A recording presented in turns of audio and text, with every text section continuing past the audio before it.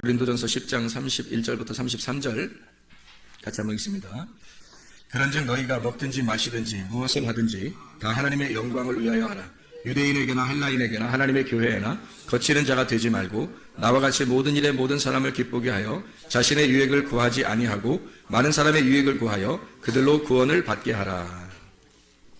고린도전서 10장 31절부터 33절까지 말씀 같이 봤습니다. 무엇을 하든지 하나님의 영광을 위해서 하라. 먹든지 마시든지 무엇을 하든지 하나님의 영광을 위해서 하라. 그랬고 자신의 유익을 구하지 아니하고 많은 사람의 유익을 구하여 그들로 구원을 받게 하라. 그렇게 말씀을 했습니다. 사람이 살면서 뭘 하잖아요. 뭘 이렇게 하며 살잖아요. 우리가 뭘 하며 사는데 그때 우리가 왜 하느냐 이유를 모르면 그 의미를, 그러니까 왜 하는지 그 이유를 모르면은 우리가 뭘 할 때 굉장히 목표 지향적으로 가겠죠. 그러니까 뭐 내가 뭘 해야 되겠다 그러면 계속 그걸 함으로써 성취하려고 그러는 거잖아요. 그죠? 근데 왜 하는지를 알아야 될 거 아니에요. 왜 하는지 이유를 알아야 될 거 아니에요. 목적. 먹는 거, 마시는 거. 그래, 잘 먹고 잘 살자. 그게 우리의 목표라면 실제로 잘 먹고 잘 살았을 때 내가 왜 잘 먹고 잘 살아야지? 그 왜라고 하는 의미를 거기에다가 부여하지 못하면, 그 목적을 부여하지 못하면 잘 먹고 잘 사는 것이 우리에게 큰 의미가 없단 말이에요. 그러면 뭐 어떤 사람도 잘 먹고 잘 살아요. 이 사람도 성공했다고 해서 잘 먹고 잘 살고. 근데 잘 먹고 잘 사는 게 목표가 됐으니까 그게 다 이루어지면 왜라는 의미가 없으면 그것으로 완성이 된 거잖아요. 끝났잖아요. 그러니까 성취감. 자기가 이렇게 잘 먹고 잘 살게 되었다. 끝. 이렇게 된단 말이에요. 그러니까 성취하고 자기는 목표를 달성했으니까 성취하고 끝난단 말이죠. 근데 사실은 왜 그렇게 내가 해야만 하는지를, 왜 내가 이렇게 먹어야 되고 왜 마셔야 되는지, 목표라고 하는 것하고 목적이라는 게 굉장히 다르죠. 선생님이 돼야 되겠다, 의사가 돼야 되겠다, 목사님이 돼야 되겠다, 찬양 인도자가 돼야 되겠다. 그러면 돼야 되겠다는 것은 목표지. 근데 왜 돼야 된다는 것은 목적이죠. 그러니까 목표를 따라서 살 거냐 아니면 목적을 따라서 살 거냐. 그러니까 목표를 지향적으로 산다면 목표가 이루어지면 끝이에요. 대학을 좋은 대학 들어가야지. 그리고 좋은 직장에 들어가야지. 결혼도 잘해야지. 그리고 잘 먹고 잘 살다가 그 다음에 죽어야지. 이렇게 그 단계별로 목표를 세워가지고 쭉 해나간다는 거예요. 근데 왜 내가 공부를 잘해야지? 좋은 직장 가기 위해서. 좋은 직장은 왜 가야지? 잘 먹고 잘 살라고. 잘 먹고 잘 사는 건 왜 잘 먹고 잘 사는 거지? 그게 나의 인생의 전부니까. 그래, 잘 먹고 잘 살다가 어디로 가지? 너의 목표, 어디 마지막 종착역은 어디지? 죽음. 이렇게 되는 거죠. 그러면 이 사람은 목표 지향적으로 살다가 결국 죽는 거 아니에요, 우리가.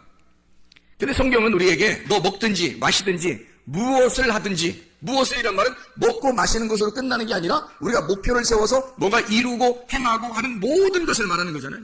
그거를 할 때 목적이 있어야 된다는 거예요. 왜 해야 되는지를 알고서 해야 된다는 거예요. 그 왜라고 하는 목적이 뭐냐? 성경에 보니까 하나님의 영광을 위해서 해라. 너 자신을 위해서 하지 말고 하나님의 영광을 위해서 해라. 그럼 나는 뭐야? 그럼 하나님의 영광으로 살다가 나는 소모품으로 하나님의 영광을 위해서 살다가 나는 인생 마치는 자가 되는 거예요? 그게 우리가 이 땅에 태어난 목적이에요. 하나님을 위해서 나는 소모품으로 살다가 먹다 버린 이런 것처럼 이렇게 하나님 앞에 내가 쓰임 받았어요. 그리고서 나는 버려지는 그런 인물들이냐고. 우리가 그렇게 태어났냐고. 그거 아닐 거 아니에요. 우리가 목적이 너 하나님의 영광을 위해서 하라는 말이 하나님 영광을 위해서 하라면 우리는 그러면 그 목적을 다 상실, 아무것도 하나님을 위해서 나는 아무것도 아니야 그럼?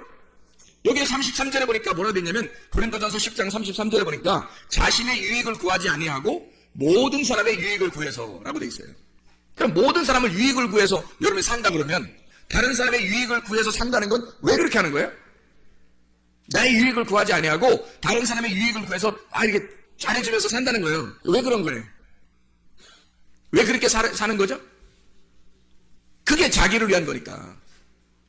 그게 자기를 위한 거니까. 남에게 유익을 주는 것이 곧 자기를 위한 거니까. 자, 생각해봐요.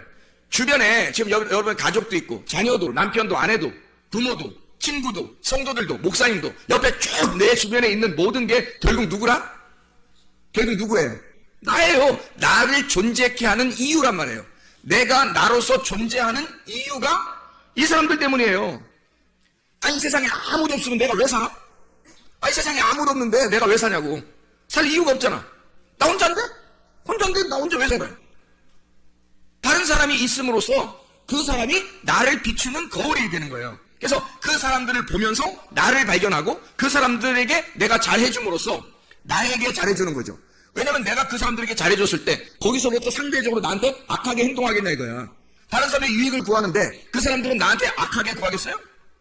아니죠. 내가 유익을 구해주면 그 사람들도 나를 위해서 유익하게 산단 말이죠. 그러니까 서로 상호 간에 관계가 형성되는 거예요. 사람이 어떨 때 행복한 거예요? 관계가 형성될 때 행복한 거예요. 아무 관계가 없이 자기 혼자 왕따 당하면 어때요? 행복해요? 아니요. 왕따를 시키든 왕따를 당하든 불행한 거예요. 왕따는 혼자 하니까 다른 사람과 관계를 맺고 산다는 것이 행복이란 말이에요. 다른 사람과 관계를 맺을 때, 자, 다른 사람에게 유익을 주면 어떤 현상이 벌어져요? 유익을 줬어. 그러면 그 사람들이 막 기분 나빠해요? 막 내가 유익하게 했어요. 다른 사람을. 뭐, 돈도 빌려주고, 빌려주는 것도 뭐 안 갚아도 된다고 하면서 이렇게 빌려주고, 뭐, 자동차도 고쳐주고, 뭐, 물도 마시게 해주고, 먹을 것도 갖다 막 주고, 떡 만들면 혼자 먹지 않고 옆 갖다 주고, 막 이렇게 했어요. 좋게 막 다 해줬어요. 뭐 또 교회도 나오게 해서 구원도 받게 하고, 천국의 가게도 막 만들어줬어요. 이렇게 다 했단 말이에요. 예를 들어서. 그러면, 그렇게 했을 때, 자기한테는 어떤 현상이 벌어지겠어요? 그렇게 했을 때. 자기한테. 그 사람들이 이 사람한테 기분 나빠해요? 아니면 어떻게 잘 해준 사람한테는 어떻게 해줄까? 잘해주죠. 그냥 잘해주는 게 아니죠. 잘 해줄 때, 자, 우리가 우간다에 우물을 파면 그 우간다에 있는 사람들이 그거 막 대부분 운대요. 우물을 파면 그 동네 사람들이 그 물을 먹는 것에 대한 그 감사가 너무 이렇게 속에서 복받쳐서 막 울면서 우물을 먹는답니다. 울면서. 그러면 우리가 그렇게 이게 잘해줬을 때 그 사람들에게는 뭐가 있는 거예요? 우리한테 뭐가 돌아와요? 가만히 아무것도 안 돌아와요? 아니에요. 그들의 감격이 우리에게 돌아온다고요. 그들의 감탄이 우리에게 돌아온다고. 그렇죠. 그들의 감사가 우리에게 돌아온다고요. 그럼 어떻게 행복해요? 아니면 불행해요? 행복한 거지. 내가 유익을 하게 해줬는데 그 사람으로부터 감사가 돌아왔어요. 감탄하고 있어요. 그들이 막 엄청 감사하고 기대하고 막 감격해요. 그러면 우리가 살아있는 내가 살아갈 존재 이유를 발견하게 되는 거죠. 아, 내가 진짜 행복하다. 그러면서 내가 이것 때문에 살지. 내가 이렇게 하니까 너무 행복하고 내가 살아갈 이유를 발견했다. 그런 사람들 많죠. 다른 사람들의 감격함을 보고서 다른 사람들이 나 때문에 감탄하는 것을 보고 은근히 자기 자신을 어떻게 해요? 막 밑에 깔아지는 것 같아요. 뭔가 우리를 세워주는 것 같아요. 세워주는 거죠. 우리는 그 사람에게 유익하게 함으로써 나를 밑으로 내렸더니 그 사람들이 우리에게 감사함으로써 위로 올라가는 거죠. 그러면 그게 어떻게 그 사람들 다른 모든 사람들보다 내가 어떻게 됐다는 거예요? 우월감을 가졌다는 거예요? 아니면 막 비천해졌다는 거예요? 우월감을 갖게 되는 거죠. 여러분 가정에서 남편이 인정하는 아내 기분 좋을까 안 좋을까요? 기분 좋죠. 반찬을 만들어줬는데 남편이 나는 딴 데 식당에서 먹고 싶지가 않아. 우리 집에서 먹는 게 너무 행복하고 맛있어. 그러면서 세상에 손이 어떻게 된 거야? 손이 어떤 손이길래 이렇게 이건 마법의 손이야. 어떻게 만든 거야? 혹시 손 안 씻고 만드는 거야? 짠내가 딱딱 들어가면서 맛을 그렇게 맛나? 다시다 같은 게 안 들어가도 될 만큼 이렇게 맛이 잘 정교하게 이루어진 게 혹시 손을 안? 왜 이렇게 맛있는 거야? 도대체가 당신이 된장국을 끓이면 된장국을 끓인 대로 반찬 멸치를 하면 멸치 있는 대로 세상에 이게 무슨 궁중 음식 같고 천국 음식 같은 거야 아마. 아니 하늘에 만나가 있다면 이 땅에는 이 멸치가 있다. 하늘에 만나가 있다면 이 땅에 무슨 그 된장국이 있다, 멸국이 있다, 이렇게 한다면 부인이요 그 다음번에 반찬 만들 때 연구할까 안 할까요? 연구를 당연히 하겠죠. 왜냐면 이렇게 간단한 남편이 있는데 세상에 연구 안 하겠어요? 그래 밖에 나가서 남편이 뭔가 일이 막 힘들게 하고 돌아왔는데 일이 그래도 어느 정도 성취가 있었어요. 그냥 집에 와가지고 나 오늘 참 오더도 따고 일이 어떻게 오늘 좀 잘 풀렸네. 당신 집에서 기도했는가 봐. 근데 이 부인이 여보 얼마나 이렇게 힘들게 하고 우리 먹여 살린다고 이렇게 힘들게 하고 돌아와요. 진짜 당신 우리 아빠는 우리 남편은 짱이야.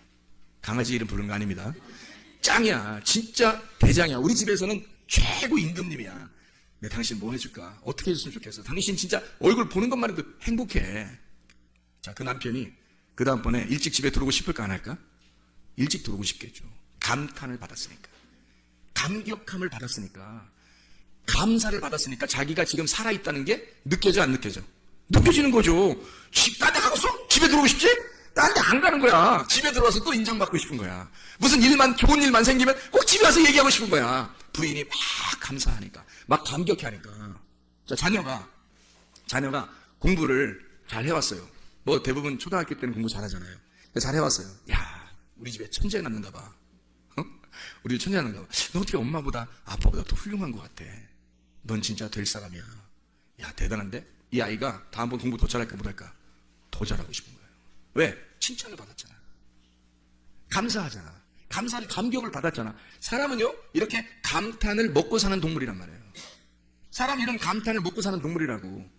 목사가 설교했는데도 자구나 이렇게. 그럼 목사 설교하고 싶어서 생각을 해봐요. 피드백이 있어야지. 이 반응이라는 게 있는 거야. 반응이. 피드백이 있어야 되는데 전혀 그런 게 없어. 그럼 설교하고 싶게 혼자 떠드는 거야. 이 사람들이 지금 말씀을 듣고 있는 건지 안 듣고 있는지 알 수가 있어야지. 근데 막 피드백이 되는 거야. 막 좋아하고 얼굴 표정도 막 좋고 막 졸린데도 막 안 졸리려고 막 하고 분명히 피곤한데 막 안 졸리려고 막 하고 그 다음에 막 아멘 감사해요 막 이렇게 말씀을 듣는다면 목사 설교 저절로 나오죠. 그렇지 않겠어요? 선생님도 감격을 받고 싶어 하고요. 학생도 감격을 받고 싶어 하고요. 자녀들도 감격을 받고 싶어 하고 남편도 아내도 부모도 다 감사를 받고 싶어 한다고요. 그게 왜 그러냐면 자기가 살아있는 존재 이유를 깨닫기 때문입니다. 살아있는 목적. 자, 우리가 다른 사람에게 왜 유익하게 해요? 그들의 감탄을 보고 싶어서 그런 거예요. 이해하겠습니까? 결국 누구를 위한 거예요? 자기의 살아있음을 보고 싶은 거예요. 자기가 살아있음을 그 존재 이유를 발견하기 위해서 내가 나의 존재 이유를 발견하게 된다는 것이 다른 사람에게 유익하게 함으로써 그 사람들의 감사와 감탄을 통해 나는 살아있음을 깨닫는 거죠. 자, 행복이라는 게 뭐예요? 행복이라는 게 뭐예요? 영혼이 살아 숨쉬는 게 행복이란 말이에요. 나의 영혼이 기뻐하고 나의 영혼이 즐거워하고 내 영혼이 살아있는 것 같은 내 영혼이 살아 숨쉬는 것 같은 것 이게 행복이란 말이에요. 여러분 육체적으로 밥 먹는 것도 행복이지만 마시는 것도 행복이지만 잠자는 것도 행복이고 노는 것도 행복이지만 운동하는 것도 행복이지만 진짜 행복은 우리의 영혼에 살아 숨쉬는 내 영혼이 진짜 살아있다는 걸 깨달을 때 그게 행복이란 말이에요. 하나님은 그렇게 우리를 창조하셨다고. 그래서 감사하는 사람, 내가 유능한 사람이 됐다. 내가 우월한 사람이 됐다. 내가 그래도 나 괜찮은 사람인가 봐. 이런 느낌이 그럴 때 이 세상에서 내가 살아갈 용기가 나고 존재 이유를 발견한단 말이에요. 그래서 하나님은 그걸 미리 아시니까 고린도 전서를 통해서 바울이 이렇게 쓰는 거예요. 너 하나님의 영광을 위해서 모든 것을 전념해봐라. 그게 너의 삶의 목적이 될 것이다. 그리고 그 삶의 목적을 위하여 너는 모든 것을 모든 사람에게 다른 사람을 유익하게 함으로써 살아봐라. 그러면 너의 존재를 발견하게 될 것이다 이 말이에요. 그렇게 사람들은 반대로 자기를 위해서 살아요. 나의 유익이 무엇일까? 나의 유익이 무엇일까를 살면 다른 사람에 의해서 감사함과 감격과 감탄은 다른 사람에게서 오는 건데 그게 안 오는 거예요. 그게 하니까 자기 혼자 왕따되는 거야. 혼자 외롭고 혼자 알아줘야 되고 혼자 자기를 바라봐야 되니까 얼마나 힘드냐고. 그러니까 다른 사람과 더불어 관계가 없잖아요. 관계가 없으니까 행복이 없는 거야. 다른 사람과 관계가 있어야 이게 행복인데 하나님도 오죽하면 우리가 되자 그러잖아요. 하나님도 오죽하면 그 관계를 위해서 하나님이 우리 보고 야 나하고 너 하자 이거 아니고 야 우리 하자 우리 하자 우리 하나님이라고 불러라. 나를 우리 하나님이라고 불러라. 그렇게 가르쳐주잖아요 우리한테. 우리라는 말을 가장 많이 쓰는 나라가 어디예요 세상에서? 우리나라밖에 없어요. 다른 나라는 뭐 우리나라라고 잘 안 해. 나의 나라라고 그러지 우리나라라고 잘 안 한다고. 근데 우리나라는 꼭 우리나라라고 그래. 우리 가정, 우리 집, 우리 교회 뭐 우리 선생님 뭐 우리 엄마 아무나 데려다가 우리 엄마라 그래. 아무나 데려다가 우리 부인 우리 아내야. 아무나 데려다가 일로 와봐 우리 아내 어떻게 하자는 거야. 우리 딸 이 사람이 난 것도 아닌데 우리 딸 우리 아들 이 사람이 난 것도 아닌데 소개시킬 때 그러죠. 우리 아들 우리 딸 같이 난 거야? 같이 난 거 아니잖아. 근데도 우리라는 말에 가장 많이 쓰는 나라가 아마 전 세계에서 우리나라 거예요. 전 세계에서 그렇게 우리를 좋아해요. 근데 이게 왜 그러냐면 우리라는 말이 들어갈 때 우리가 될 때 행복을 느끼기 때문입니다. 하나님도 우리라는 말을 할 때 행복해야 해요. 그래서 우리 하나님 그걸 진짜 알고 우리가 하나님과 내가 서로 떨어져 있는 거 아니라 당신과 내가 서로 다른 존재가 아니라 하나님과 나는 당신에게서 나온 존재, 나는 당신의 품 안에 있는 존재입니다. 나는 당신과 하나입니다. 우리 하나님이라고 하면 하나님 굉장히 좋아하셔요. 하나님이 우리라고 했으니까 하나님이 야 네가 나하고 떨어져 있는 게 아니라 관계를 맺고 살려고 하는구나, 나하고 같이 살려고 하는 걸 좋아하는구나, 네가 나를 우리라고 하다니 참 좋다, 행복하다. 하나님도 행복하셔요. 우리도 행복하게 되고. 우리라는 말, 그래서 관계를 떨어져서는 살 수 없으니까 사람이 그 관계에서 내가 나를 감탄할 수는 없어요. 뭐 이런 사람도 있지, 거울 쳐다보면서 자기를 잘 감탄하고 이런 사람도 있죠, 물론. 근데 그런 사람이 뭐 좀 정신적으로 안 좋은 사람들이 그렇게 하잖아요. 근데 대부분은 감사와 감탄은 다른 사람이 나에게 해줘야 되는 거라고. 그럴 때 우리가 살아나는 거죠. 영혼이 살아나는 것 같은 그런 행복을 느낀단 말이죠. 행복이라고 하는 건 뭐 크게 어려운 게 없어요. 행복은 자기가 막 억압되지 않은, 뭔가 해방되고 뭔가 그 자유롭다 이럴 때 행복을 느껴요. 사람은 그냥 행복하다 이럴 때, 막 뭔가 막 억압돼 있는 것 같아. 학생들 막 공부하는 거 막 억압돼 있는 거. 이 세상에서 가장 불행한 공부 학생들을 우리나라 한국 사람들이 그러잖아요. 왜 그래요? 억압된 교실에다 막 놓고서 억압되게 공부를 시키는 거예요. 주입식으로. 그래 이게 공부 행복하겠냐고요. 그러니까 이 사람들이, 이 학생들이 그걸 또 이겨내려고 그래요. 왜 이겨내려고 그래요? 아니 공부할 때 그 억압된 그 공부가 안 좋은 거야, 싫은 거야 그게. 학생들한테 행복은 뭐냐면 자유해야지 행복해요. 야, 알아서 공부해. 알았어요. 알아서 할게요. 숙제 알아서 해. 예, 알아서 할게요. 공부 알아서 해. 예, 알아서 할게요. 이게 굉장히 행복한 거거든요. 공부를 자유롭고 자기가 하고 싶을 때 하는 거, 자기가 자기의 주도적으로 할 수 있는 거가 되면 재밌죠. 근데 재미가 아니라 막 주입을 시켜요. 콩나물같이 딱 교실에 막 놓고, 어떤 학교는 철살도 있고, 그래서 딱 갖다 가둬놓는다고요. 그래 놓고 거기다 공부를 시켜놓고 이거 외워야 돼. 막 공식도 막 적어놓고 그거 외워야 돼 무조건. 그래야 성적이 나오게 만들어놔요. 그래 숙제도 그렇고요. 그렇게 억압돼 놓으면은 이 학생들의 기분이 좋겠냐고. 행복하지 않죠. 왜 그래요? 왜 안 행복해요? 누가 시킨 거니까. 억압된 거니까. 별로 재미가 없는 거란 말이에요. 근데 그걸 학생들이 다, 우리나라 학생들 세상에서 보기 드물게 참아내요. 그것 또한 신기한 거지. 아마 다른 나라는 이렇게 했으면 별로 아마 이런 시스템을 별로 인정하지 않았을지도 몰라요. 그 분위기 자체가 그러니까. 가정도 그렇고. 근데 우리나라 학생들은 그걸 꿋꿋하게 참아요. 중학교, 고등학교 6년 동안을. 진짜 초등학교까지 합하면 12년 동안을 참아요.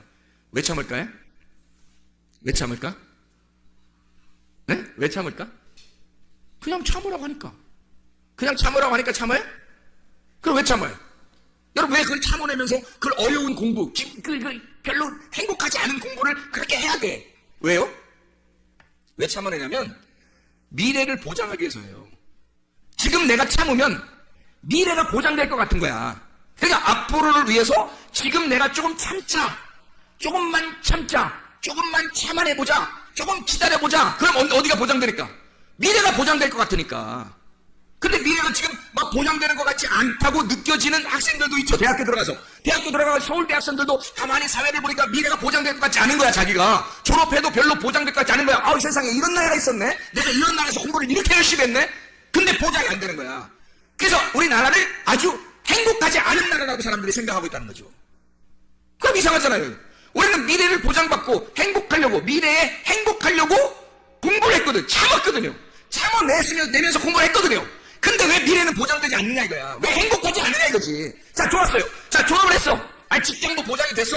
결혼도 잘했어요. 그런데 결혼 생활 막상 하고 나니까 3년 지나면 다 똑같아. 그리고 직장 생활도 세상에 막 자기의 어떤 이상적인 회사인 줄 알았는데 알고 보니까 뭐 부도가 났어요. 아니면 뭐 월급도 적게 줘요. 아니면 뭐 회사에서 자꾸 상관들이 막 자기를 괴롭혀요. 어떡할 거예요? 자기는 뭔가에 억압당했을 때 이걸 참아내면 앞으로의 인생을 자유롭고 행복할 줄 알았는데 거기서 또 억압하는 게 있더라는 거지. 가정생활을 꾸리니까 가정에서 서로 억압하죠. 직장을 가니까 직장에서 또 억압을 하죠. 이 세상에 억압된 것이 끊임이 없는 거예요. 그래서 나 자유롭고 싶어. 그래 뭐 자유해. 은퇴. 이거 뭐죠? 이제 그 다음부터 어떡할 거야? 그러면 더 곤란한 거야. 이게 또 더 괴로운 거야. 자기는 자유로우면 행복할 줄 알았는데 세상에 그 자유를 주지 마세요. 나에게 은퇴라는 말을 하지 마세요. 막 그렇게 할 판이란 말이에요. 자 보세요. 이상하잖아요. 뭔가 우리는 행복을 위해서 공부했는데, 그래서 참아냈는데 끝나고 나니까 여전히 행복한 것이 오지 않더라는 겁니다. 결혼을 해도 직장 생활을 해도, 아니 교회 생활을 하면 행복할 줄 알았는데 교회 생활을 해도 행복한 것이 오지 않더라는 거예요. 왜 그럴까요?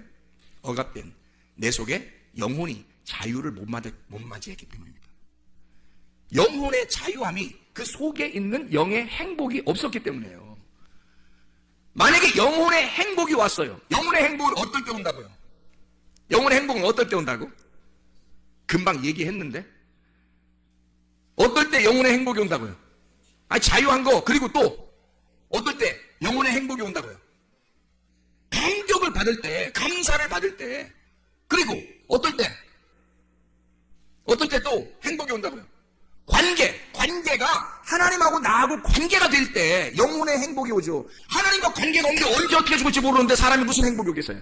사람이 언제 어떻게 죽을지 모르는데 행복이 어떻게 오겠냐고 생각을 해보시라고. 하나님과 우리와의 관계가 가장 먼저 중요하다니까요. 그 관계가 있을 때 행복이 그 다음부터 열매를 맺는 거예요. 행복은 하나님과 나와의 관계가 없으면 행복은 안 오는 거야. 다시 말하면 하나님과 내가 하나가 안 되면 행복은 없는 거예요. 그래서 여러분 와서 성경을 왜 배우는지 알아요? 예배 왜 드리는지 알아요? 하나님과 하나 되는 방법을 배우기 위해서입니다. 하나님과 어떻게 하면 하나 될까요? 어떻게 하면 하나님과 관계를 맺고 우리가 행복할까요? 라는 거죠. 여러분 우리가 하늘나라 올라가면 행복하겠습니까? 여기선 불행했는데 참아보자. 어느 날 우리는 하늘나라 가면 행복할 거니까 지금 참자요? 그러면 그때 진짜 행복한 것이 아무것도 할 건데, 그때 심판받아 딱 지옥 가면 어떡할 건데요? 지금은 막 찌들어 막 힘들어 불행하게 난 지금 불행해도 나는 참아낼 거야. 뭐 하늘나라의 행복을 위해서. 아니 지금도 행복을 모르는데, 지금도 하나님과 관계가 없는데 어떻게 그 나라 가겠냐고 생각을 해보라고. 완전 뭔가 무슨 멍청이들 아닙니까? 지금 내가 하나님과 관계가 없는 영혼의 쉼, 영혼의 삶, 영혼이 사는 것 같은 영혼의 자유, 영혼이 살아 숨쉬는 그 자유가 없는데, 내가 그 영혼에게서 나온, 하나님의 영혼에게서 나온 내가 사람인데, 사람이 하나님과 그 영혼, 나의 본향을 찾지 못하고 하나님을 발견하지 못하고 하나님과 관계가 없이 내가 살아 숨쉬는 것 같지가 않은데 어떻게 이것이 행복하겠냐고요. 행복이 없는데 어떻게 또 행복한 나라에 가겠냐고. 지금 행복하지 않은데. 생각을 해보시라고. 교회 와서 말씀을 듣는 이유가 바로 이것 때문에 있는 겁니다. 하나님과 관계 맺으려고. 내 영혼이 진짜 자유한가 그걸 발견하려고. 내가 사람들에게 유익하게 함으로써 내가 살아있는 존재를 발견하면서 내가 지금 살아가고 있는가. 다시 말하면 내가 확신을 가지고 진짜 무엇인가 신뢰하고 무엇인가 내가 신뢰하는 어떤 믿음이 내가 있느냐. 내 속에 진짜 뭔가 믿는 게 있느냐 이거야. 아니 천국도 믿어야 가잖아요. 믿음이 있느냐 이거야. 진짜 내 속에는 믿음이 있는가. 그리고 내가 확신한 믿음이 있으면 어느 날 내가 그 나라에 갈 것이다 라고 진짜 소망을 가질 수 있느냐 이거야. 어느 날 그 나라에 진짜 난 간다 그 기대하고 그 나라를 갈망하고 정말 내가 믿음, 이 확실한 믿음을 가지고 그 소망을 바라보면서 내가 거기에 지금 한 걸음 한 걸음 나아가고 있느냐 이거야. 그럼 내가 진짜 믿음 가지고 한 걸음 한 걸음 나아가고 있으니 이게 지금 얼마나 중요한 거냐 이거야 우리가. 이게 지금 여러분과 제가 교회에 오는 목적 아니겠습니까? 우리의 삶이잖아요. 그럼 이게 왜 이렇게 살아갈 때 믿음과 소망은 있는데 세상에 사랑이 없잖아요. 사랑이 없잖아요. 그럼 어떻게 해요? 믿음과 소망, 사랑 중에 그 중에 제일은 뭐라고? 사랑이라고. 고린도전서 13장 13절. 이 중에 제일은 사랑이라는 거예요.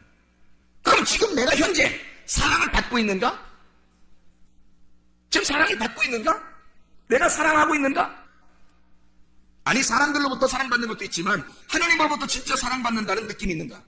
또 여러분이 진짜 주님을, 하나님을 정말 사랑하고 있는가? 그런 느낌이 여러분 속에 진짜 있는가? 이 사랑이라고 하는 거죠. 내가 연구해보니까 사랑이라는 건 뭔가 막 이렇게 뭐 기대하고 뭐 바라고 이러는 게 아니더라고요. 사랑을 알고 보니까 그냥 좋아하는 거더라고. 그냥 좋아하는 게 사랑하는 거더라고요. 잘 생각해봐요. 자, 막 내가 열심히 뭔가 해서 이 사람의 기대에 맞춰가지고 이 사람으로부터 내가 좀 인정받기 위해서 막 하려면 얼마나 힘들겠어요? 근데 그냥 좋아하는 거야. 그냥 좋아하면 사랑인 거야. 아니 하나님이 우리한테 바라는 게 뭐 있겠어요? 뭘 바라겠어요 여러분한테? 믿음, 소망, 사랑. 그 중에 제일은 사랑이다. 뭐? 좋아하는 거. 그냥 하나님을 정말 좋아하느냐 이거지. 하나님을 그냥 좋아하는가? 하나님을 진짜 그냥 좋아하는가? 하나님이 여러분한테 뭐 달라고 했어요? 하나님이 여러분한테 뭐 기대하고 뭐 달라는 게 있었어? 하나님을 좋아하느냐 이거야. 하나님을 진짜 그냥 좋아하느냐 이거야. 그냥 조건을 내거는 게 아니에요. 사람들이 조건을 내걸면 그게 종교가 돼버리는 거야. 조건을 내걸으면 네가 이렇게 해주면 내가 사랑할 거야. 네가 이 정도 해주면 내가 좋아할 거야. 그럼 조건을 내버렸잖아요. 그건 사랑이 아니지. 그럼 그냥 좋아하는 게 아니잖아. 하나님이 우리를 좋아하는데 어떻게 좋아하냐면 나는 그냥 너네가 좋아. 하나님이 우리한테 야 나는 그냥 너네가 좋아. 그냥 좋아. 네가 어떻게 해도 좋아. 그래서 오신 거예요 주님이. 나는 그냥 너네가 뭐 엄청 열심히 나한테 해서 나 좋아하는 게 아니라 그냥 나는 너네가 좋아. 그런 거잖아요. 그게 사랑이죠. 하나님의 사랑은 기대하지 않는 사랑이라고. 근데 다 남녀들도 보면 다 기대를 해. 그래서 기대하니까 어떻게 B로 시작하는 게 있는데 기대하니까 뭐 B로 시작하는 게 있어요. 뭐예요? 삐져요. 금방 삐져요.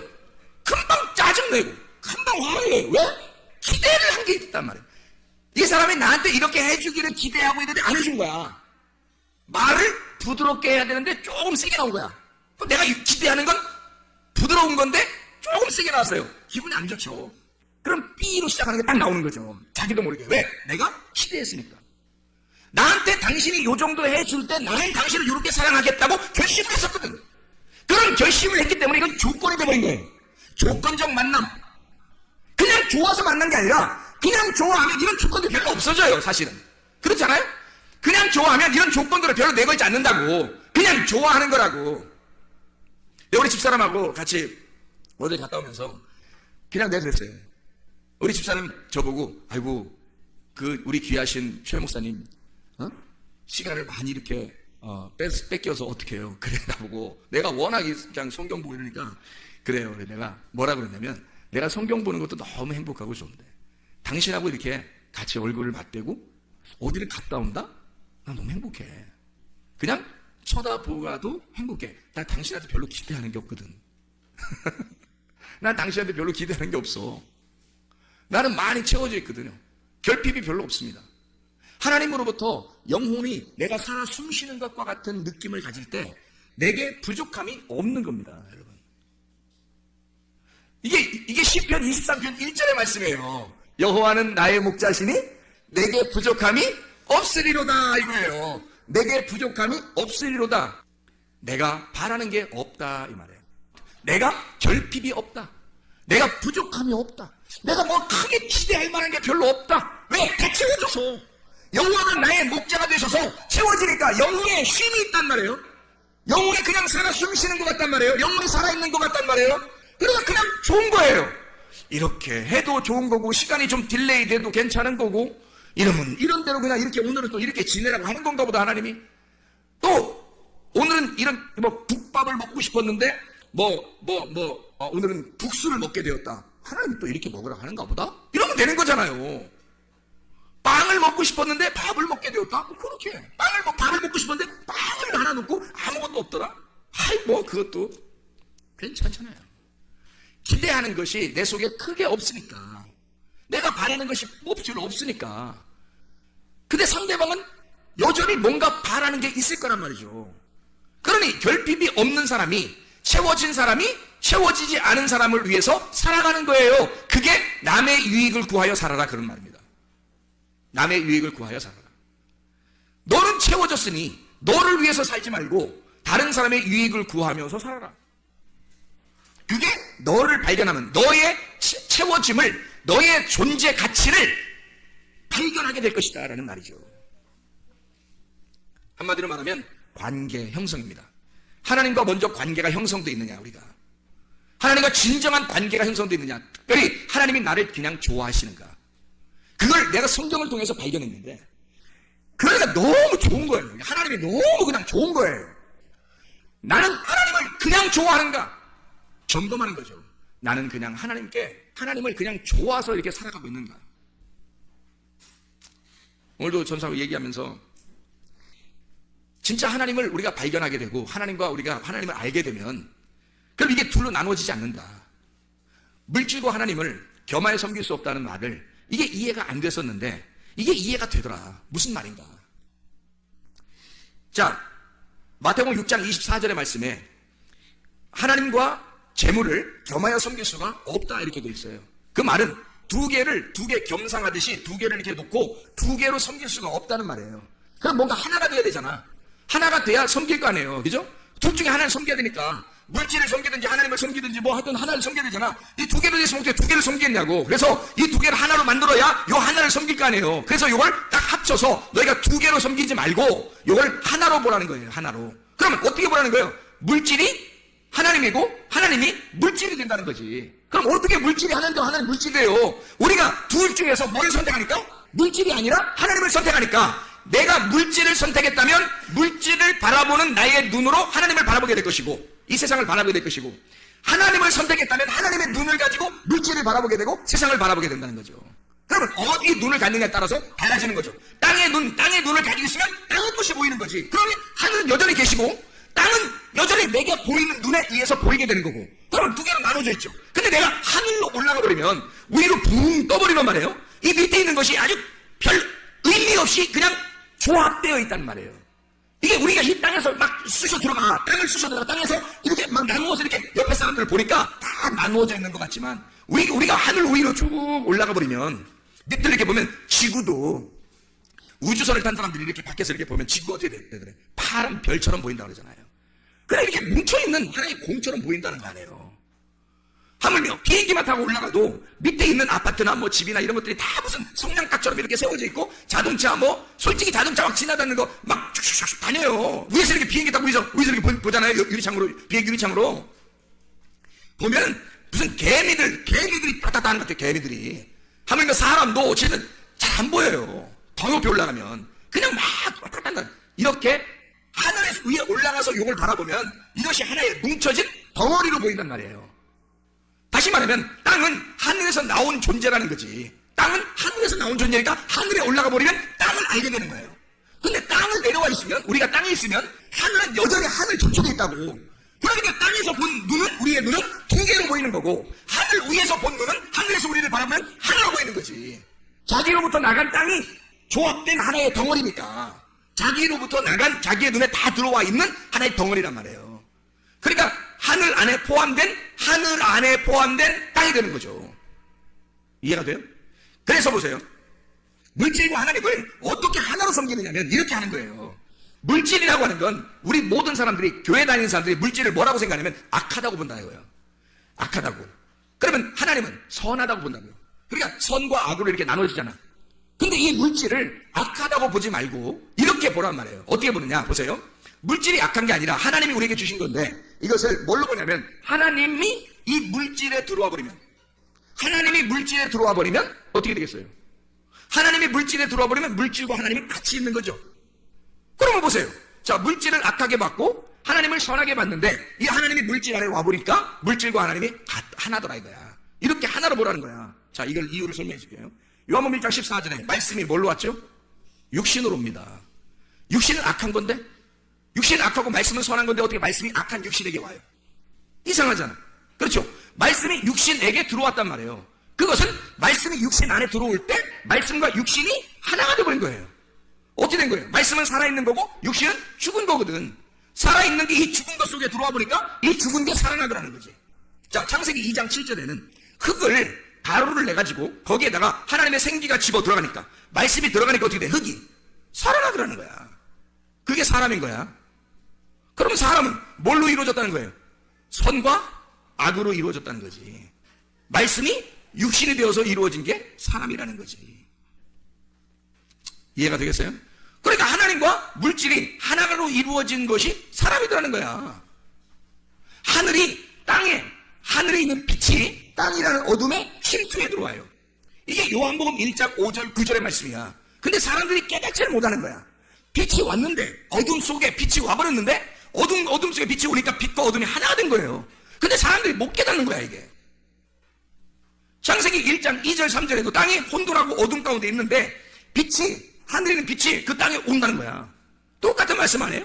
자, 그러면 이 악한 땅에, 혼돈스러운 땅에, 공허한 땅에, 흑암인 땅에 빛이라는 선이, 빛이란 하나님이 들어오신단 말이에요.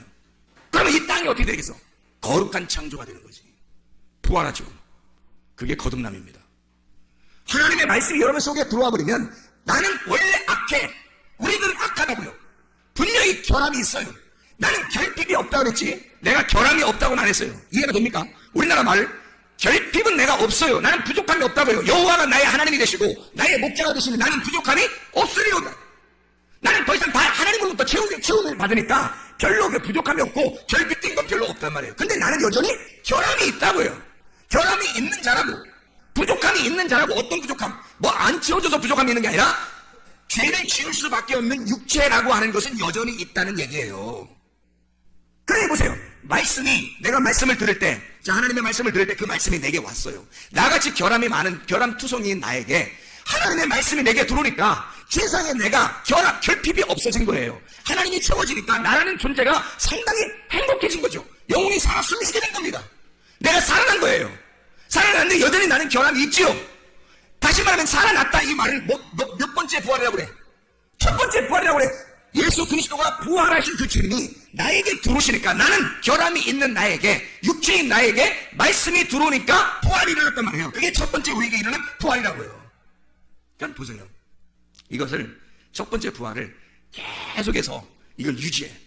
이 말씀이 나한테 들어왔는데 나는 결함이 있어요. 결함이 있는 사람이야. 근데 말씀이 들어왔어. 이 말씀이 들어온 내가, 결함이 있는 내가, 물질은 물질이고 하나님은 하나님이에요. 이 하나님이 물질이고 하나가 됐단 말이야. 그렇게 섬겨야 된다는 거예요. 내가 무슨 말인지 알겠죠? 그러면 하나님의 완전한 하나님이 나에게 결함이 있는 나에게 들어와서 나를 완전케 만드는 게 아니라 온전하게 만드는 거야. 온전하게. 그냥 거룩하다고 인정하는 거죠. 그렇게 하나님이 나의 목자가 되시니까 내겐 결핍, 부족함이 없어지는 거란 말이죠. 그 주님을 의지하고 사니까. 이것이 내가 죽을 때까지 끝까지 쫙 가잖아요. 그러면 내가 딱 죽는 순간 그게 두 번째 부활하게 된단 말이죠. 이 사망의 권세를 지금 내가 살아가고 있을 때 이 사망의 권세를 이기면 이기는 자가 되는 거야. 이제 성경 요한계시록에 이기는 자가 되는 거야. 끝까지 이기는 자가 돼서 인내로 너희 영혼을 얻을 것이다. 그래서 끝까지 이겨내면 둘째 사망이 우리를 지배할 수가 없다. 너를 둘째 사망이 공격할 수가 없고 너는 그냥 이 첫째 부활의 삶이 그대로 살아간다. 이게 두 번째 하늘에서의 부활의 삶이란 말이에요. 그래서 우리는 이 땅에서 부활의 삶을 살아갈 수가 있다고요. 그게 우리의 땅에서의 진정한 행복이고 이게 땅에서의 영혼에 살아 숨쉬는 행복이란 말이에요. 이게 여러분 속에 없다면 안 되는 거죠. 왜냐면 그건 불행한 거고 미래가 확실치 않은 겁니다. 지금 현재 뭘 어떻게 살아야 될지도 모르는 거예요. 진짜 좋아하는 게 뭔지 모르고 나의 결핍을 채우려고 엄청나게 막 아둥바둥하고 자녀를 통해서 내 결핍을 채워보려고 그러고 자기의 남편을 통해서 채워보려고 그러고 아내를 통해 채워보려고 그러고 친구를 통해 채워보려고 그러고 돈을 통해 채워보려고 지식을 통해 채워보려고 한단 말이에요. 채워지나요? 하나님에게서 나온 인간들이 하나님으로 채워지지 않으면 영혼의 결핍은 절대 채워지지 않습니다. 그래서 막 이 땅에서 아둥바둥하며 살게 되는, 그러니까 미래가 불확실하죠. 사랑하지도 못해봤죠. 진짜 좋아서 하는 것도 없죠. 그냥 어쨌든 막 어떻게든지 뭔가 이루어야 돼 자기가.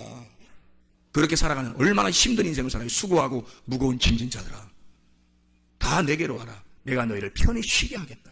나는 마음이 온유하고 겸손하니 멍에를 메고 와서 배워라. 주님 멍에는 쉽고 짐은 가볍다. 어떻게 될 때? 주님과 하나가 될 때 그 주님이 같이 이 물질을 줘주신다는 거예요.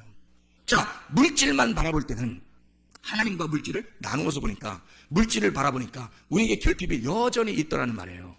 여전히. 그래서 만족을 못 해요. 행복함이 없어요. 그런데 하나님을 모시고 나니까 그 하나님으로부터 빠져나온 육체, 하나님으로부터 빠져나온 그 물질이 다 하나님 속에 있더라는 거지.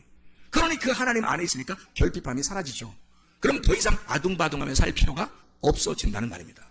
그러면 학생들이 공부하는 것도 행복하게 공부할 수 있어요, 없어요? 있다는 얘기입니다. 행복하게 공부할 수 있다는 얘기입니다. 자, 보세요. 학생들이 공부할 때 미래를 위해서 공부하죠. 근데 지금은 뭐예요? 지금 인생은 다 버려버리는 거예요? 지금 인생은 버려고 내가 나중 몇 년 후에 그때를 위해서 지금은 나는 어쨌든 고통을 받아야 된다. 이겁니까? 하나님이 과연 그런 식으로 공부하라고 만들었을까, 우리를? 아니잖아요. 지금도 행복하게 공부할 수 있다는 얘기입니다. 자기가 만족한 하나님의 영혼이 채워졌을 때, 그래서 어떤 걸 해도 행복하고 기쁘고 즐거움이 있을 때, 즐거움으로 하는 것들, 진짜 행복한 거죠. 공부를 해도 행복하죠. 결혼을 해도 행복한 거죠. 직장을 가도 행복한 거고, 돈이 있어도 별로 없어도 행복하게, 삶이 행복한 거죠. 근데 주님이 없으면 이 세상의 결핍 때문에 힘들어요. 그래서 자기는 막 아둥바둥하며 살게 돼 있습니다. 그럼 우리는 불행을 끌어안고 사는 거예요. 그래서 미래 어느 날 나는 잘 돼야지 해서 지금 막 고통을 감수하는 겁니다. 사람들이요. 야, 조금만 참어. 자녀들한테도 그러죠. 우리 남편만 해도, 야, 우리 조금만 참읍시다. 그러면 어느 날 행복하게 올 거예요. 뭐 이러죠. 지금은 뭐예요? 지금은 행복할 권리가 없나요? 지금 우리는 행복할 권리가 없는 거예요? 지금 하나님은 우리에게 지금 이 자리에 주님이 와 계신다면, 주님이 뭐라고 하겠냐고, 수고하고 무거운 짐진 자들아, 제발 3년 후에 와라. 그러겠어요? 그때 되면 행복할 것이다. 그런 말 하겠냐고요, 주님이. 수고하고 무거운 짐진 자들아, 제발 지금 너희가 행복하고 쉬어야 한다. 지금 네가 행복해야 한다. 너는 뭔가 결핍되어 있는, 뭔가 너는 장애를 가지고 있는 거다. 정신적인 장애, 결핍이 있는 거야. 뭔가 결핍이 있는 거야. 너에게 내가 들어가야 채워진다. 물질로만 가지고 있으면 얼마나 결핍하겠냐, 얼마나 힘들겠냐, 얼마나 걷어들이고 얼마나 모아야 행복하겠냐. 자, 육신덩어리인 흙덩어리가 살아날 수 없었을 때, 그 흙덩어리만 있을 때 이것이 뭔 사람이겠냐. 생기가 들어갈 때 비로소 흙덩어리가 살아가는 거예요. 흙덩어리가 살아간다고 이 땅에서. 천국이 흙덩어리에 들어와서 여기서 천국을 살고 있는 거예요. 그 사람이 물질에 하나님이 들어가셔서 여기서 그 물질이 천국처럼 살아가는 거라고요. 이게 이해가 되십니까? 말씀이 육신이 돼서 오셔서 이 살아있는 그 삶이 천국이라고요. 그게 천국이 이 땅에 내려오신 거라고요. 여러분 속에 하나님의 천국이 여러분 속에 임해야 행복하다고요. 그 결핍함이 없어지고 행복이 찾아온다고요. 진짜 행복이. 여러분, 뭐든지 마시든지 무엇을 하든지 하나님의 영광을 위해서 하라. 너의 유익을 구하지 아니하고 모든 사람의 유익을 구하여 너의 존재 가치를 발견해라. 진짜 행복을 구하라. 진짜 행복이 무엇인지 발견해라. 기도하겠습니다.